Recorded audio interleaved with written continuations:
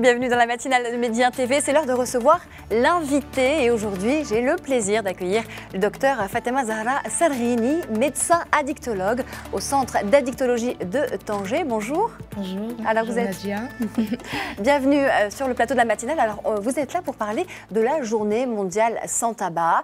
Alors je vous propose d'entrer tout de suite dans le vif du sujet en faisant un état des lieux du tabagisme au Maroc, peut-être avec quelques chiffres. Est-ce qu'on a des statistiques au Maroc? Malheureusement, on n'a pas des statistiques qu'on peut suivre et dire des chiffres vraiment crédibles.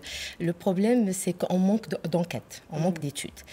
Toujours est-il, nous avons quelques enquêtes qui ont été faites qui ont montré qu'une la prévalence du tabagisme au Maroc, elle est de 18% pour les sujets de plus de 15 ans. Toujours est-il, les chiffres concernant les décès liés au tabac, on n'a pas vraiment, ils n'ont pas vraiment lieu. Mais ce qu'on sait, c'est que selon l'OMS, il y a plus de 6 millions de décès par an, dont 600 000 sont liés au tabagisme passif. Donc, d'où la problématique. Quand on fume, on n'est pas en train de se faire du mal à soi, mais aussi à ceux qui nous entourent. À l'entourage. Oui. Mais le Maroc, il est considéré comme le pays le plus consommateur de tabac dans le pourtour méditerranéen, avec plus de 15 milliards de cigarettes par an. 15 milliards de cigarettes par an vendues par an. D'accord.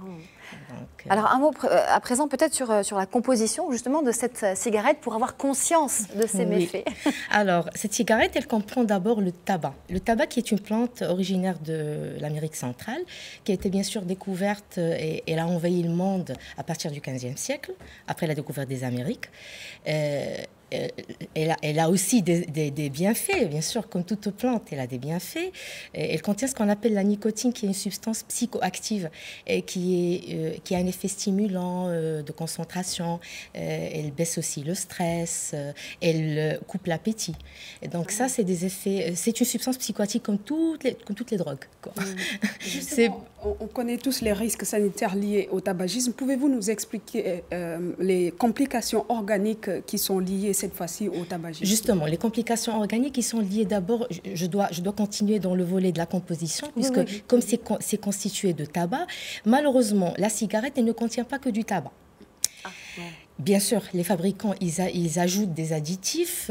Il y a plus de 4000 substances, vous imaginez? 4000 substances dans une cigarette, bien sûr. Et il y a des substances non seulement nocives, il y a de l'ammoniac, qui a du goudron, qui est formellement cancérigène, c'est clair. Et il y a même du polonium, il y a même des substances radioactives. En fait, la provenance, la provenance de ces constituants, elle vient de deux côtés, tantôt des pesticides qu'on utilise pour la culture du tabac, et aussi des substances qu'on ajoute, vraiment on veut les ajouter parce qu'ils, soi-disant, ils fixent plus, comme l'ammoniac, ils fixent plus la nicotine, qui est un constituant du tabac, qui est la substance psychoactive finalement, et qui fait ce côté addictogène, qui renforce le côté addictogène du tabac. Parce que la nicotine finalement, elle n'est pas cancérigène, c'est une substance qui n'est pas cancérigène, mais c'est elle qui est à l'origine de la dépendance. Voilà. Donc les gens ont des préjugés sur cette substance. Non, la nicotine, elle n'est pas cancérigène, elle est à l'origine de l'addiction, et c'est parmi les substances les plus addictogènes qui existent. C'est plus fort que l'héroïne et la cocaïne. Donc pour s'en débarrasser, il faut des efforts. Les complications, bien sûr, il y a 3 volets de complications les plus connus. Il y a les complications respiratoires, bien sûr. C'est à l'origine de bronchopneumopathie chronique obstructive, d'insuffisance respiratoire et autres. Sur le volet cardiovasculaire, c'est à l'origine de 25% des insuffisances cardiovasculaires, insuffisances cardiaques chez l'homme. Aussi, un volet qui est très important, qui est l'effet cancérigène. Parce qu'on sait que 90% des cancers du poumon sont dus à la cigarette. Ce sont chez les fumeurs qu'on remarque ces cancers.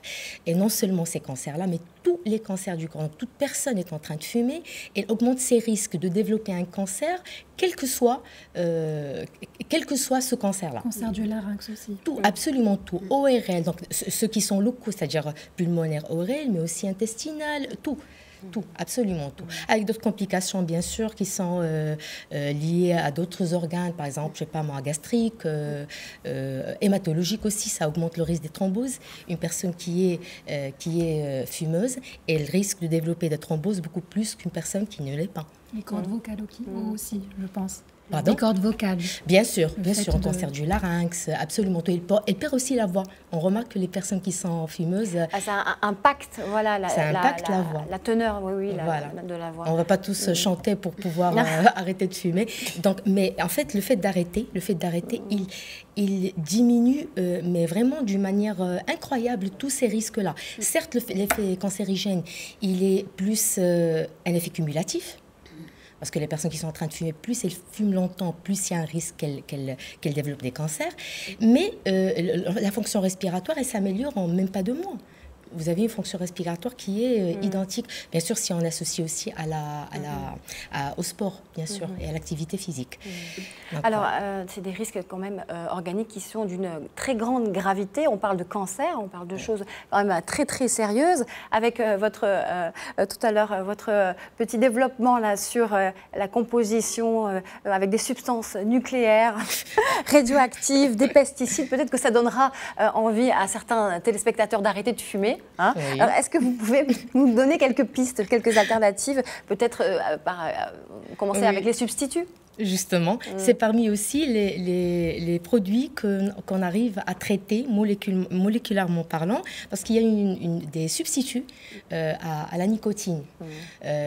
Comme par exemple, il y a d'autres drogues, mais en fait, ils sont peu ces drogues-là qui ont un substitut. Donc, c'est des molécules qui viennent se fixer sur les récepteurs, les mêmes récepteurs qui reçoivent finalement la nicotine.